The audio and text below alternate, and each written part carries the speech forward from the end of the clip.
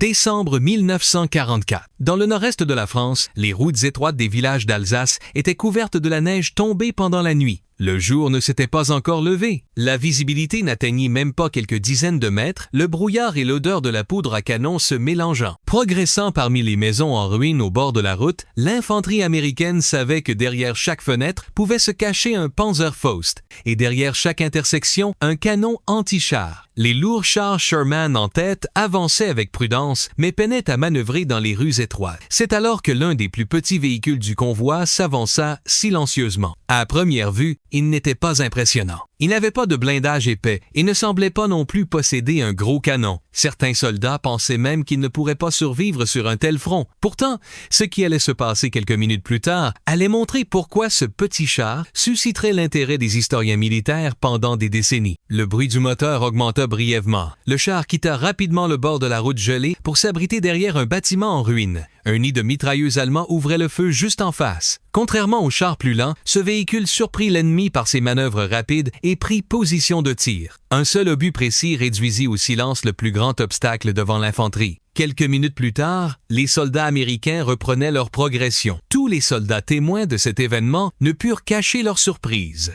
Car ce véhicule ne sauvait pas des vies grâce à un blindage épais, mais par son agilité, sa vitesse et sa capacité à se trouver au bon endroit, au bon moment. Aujourd'hui, lorsque l'on parle du M24 Chaffee, on pense lorsque l'on commence pas vraiment avec le Chaffee, mais avec les échecs qui l'ont précédé. Durant les premières années de la Seconde Guerre mondiale, la conception du char léger au sein de l'armée américaine était bien différente. La mission des chars légers n'était pas de chasser les adversaires. On attendait d'eux qu'ils effectuent des reconnaissances, localisent l'ennemi, ouvrent la voie aux troupes et, si nécessaire, se replient sans engager le combat. C'est pourquoi le M3 Stuart, développé dans cette optique, remplit ses missions avec succès au début de la guerre. Il était fiable, rapide et connaissait très peu de pannes mécaniques. Mais la guerre ne reste jamais la même. À partir de 1942, une nouvelle réalité apparut sur le front. L'armée allemande combattait désormais avec des chars plus lourds, des armes anti-chars plus puissantes et des troupes beaucoup plus expérimentées. Les affrontements qui débutèrent en Afrique du Nord donnèrent une leçon importante aux commandants américains. Le Stuart repérait souvent l'ennemi avant tout le monde, mais il n'avait pas la puissance de feu nécessaire pour s'opposer à l'ennemi découvert. Bien que voyant la cible, l'équipage devait souvent battre en retraite. Cette situation affectait directement non seulement le succès des missions, mais aussi les chances de survie des soldats. La majeure partie des rapports officiels envoyés de Tunisie jusqu'en Italie attiraient l'attention sur le même point. Le véhicule était jugé fiable, son moteur et sa mobilité étaient salués.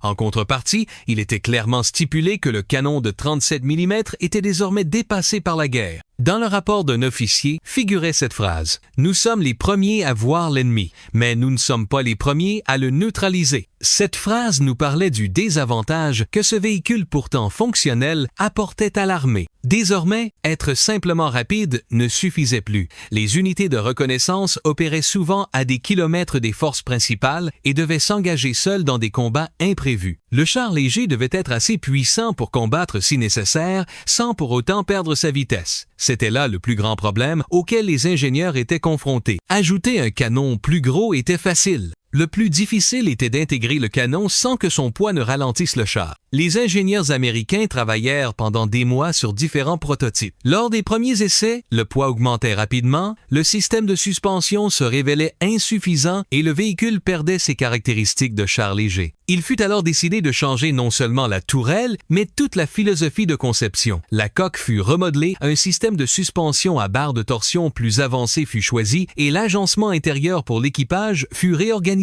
Chaque détail n'avait qu'un seul but, permettre au char de réagir quelques secondes plus vite. Le changement le plus remarquable fut le choix de l'armement. Le canon de 75 mm installé dans la nouvelle tourelle offrait une puissance inhabituelle pour les chars légers de l'époque. Grâce à cette arme, le nouveau véhicule ne se contenterait plus de faire de la reconnaissance. Il pourrait frapper efficacement les fortifications légères, les véhicules blindés et les positions d'infanterie. Bien sûr, on ne s'attendait pas à ce qu'il se lance dans des duels directs avec des chars lourds allemands comme le Panther ou le Tiger. Cependant, la particularité de ce véhicule n'était plus seulement de repérer et de fuir, il avait désormais assez de puissance pour combattre si nécessaire. En 1944, ce nouveau char léger commença à sortir des lignes de production. Son nom fut fixé comme MVinc 4 Chaffee, pour perpétuer la mémoire du général Adna Romanza Chaffee Jr., qui avait grandement contribué au développement des forces blindées américaines. Pourtant, ce nom ne signifiait encore rien sur le front. Le véritable test allait commencer sur les routes gelées de l'Europe. Et très vite, la grande offensive allemande qui allait éclater dans les Ardennes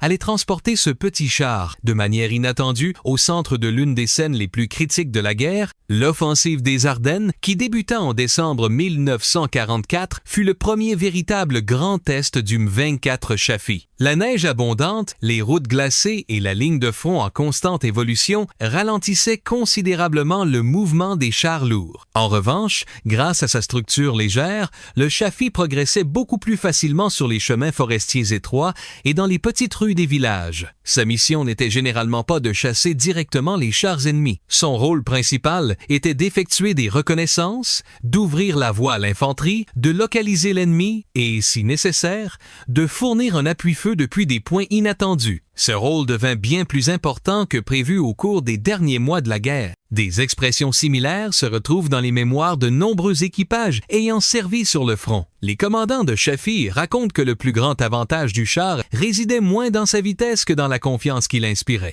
Grâce à un volume intérieur de tourelles plus spacieux, les membres d'équipage communiquaient plus facilement entre eux et l'acquisition des cibles ainsi que la préparation du tir s'effectuait en un temps beaucoup plus court que sur le Stuart. Au milieu des combats, cette différence de quelques secondes sauvait parfois la vie de tout l'équipage. Le canon de 75 mm du char afficha également des performances supérieures aux attentes. Bien qu'il n'eût pas été conçu pour détruire de front les chars lourds allemands, il se montra très efficace contre les véhicules légers et moyens blindés, les positions anti-chars, les nids de mitrailleuses et les points de défense urbains. Les unités d'infanterie, en particulier, firent souvent l'éloge de l'appui-feu rapide fourni par le Chaffee. Pour de nombreuses unités américaines, ce char devint un élément de soutien mobile capable d'atteindre les endroits inaccessibles aux lourds Sherman. Bien sûr, tout n'était pas parfait. Son blindage mince exigeait une vigilance constante de la part de l'équipage. Les commandants expérimentés savaient que rester longtemps en terrain découvert était une grave erreur. La force du Chaffee résidait dans le bon usage de sa vitesse. Il devait être celui qui voyait l'ennemi en premier, tirait en premier et, si nécessaire, partait en premier. C'est pourquoi le succès du char dépendait non seulement de sa conception,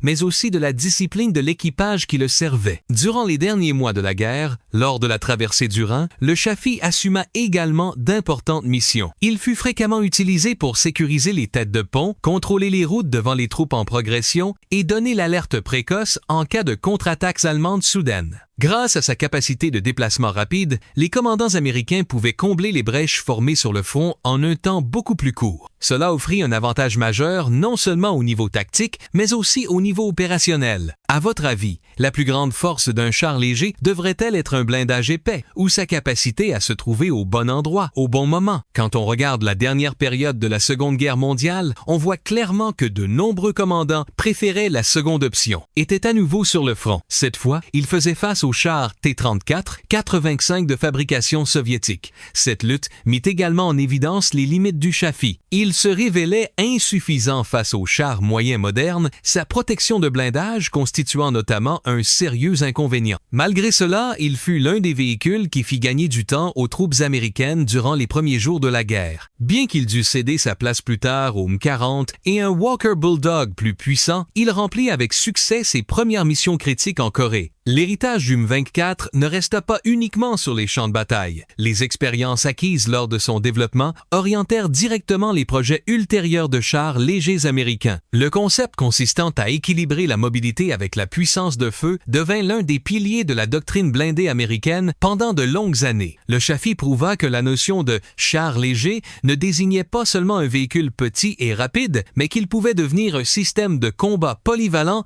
lorsqu'il était correctement conçu. Si vous aimez aimez ce genre de documentaire d'histoire militaire réelle, vous pouvez vous abonner à la chaîne pour ne pas manquer les prochaines vidéos. Revenons maintenant à ce matin brumeux d'Alsace. Nous voyons désormais d'un autre œil ce petit char qui progressait silencieusement dans la rue étroite. Son blindage mince, qui semblait insuffisant à première vue, était en fait un choix conscient fait au profit de la vitesse. Sa coque d'apparence modeste pouvait transporter son équipage là où les chars lourds ne pouvaient pas accéder. Cette petite silhouette a aidé de nombreux soldats à rentrer sains et sauts chez eux. Parfois, elle a modifié la direction de toute une offensive par une seule mission de reconnaissance. Le M24 Chaffee ne fut jamais le char le plus puissant de la guerre. Il ne possédait ni le blindage le plus épais, ni le plus gros canon, ni l'apparence la plus terrifiante. Pourtant, l'histoire militaire ne se souvient pas uniquement des véhicules les plus puissants, mais aussi de ceux qui accomplissent leur mission de la manière la plus juste. Le véritable succès du Chaffee résidait précisément là. Il ne tirait pas sa force de sa taille, mais de son agilité manifestée au bon moment, de sa fiabilité et de la confiance qu'il inspirait à son équipage. C'est pourquoi, parmi les centaines de véhicules blindés de la Seconde Guerre mondiale, le M24 Chaffee demeure aujourd'hui encore l'un des noms évoqués avec respect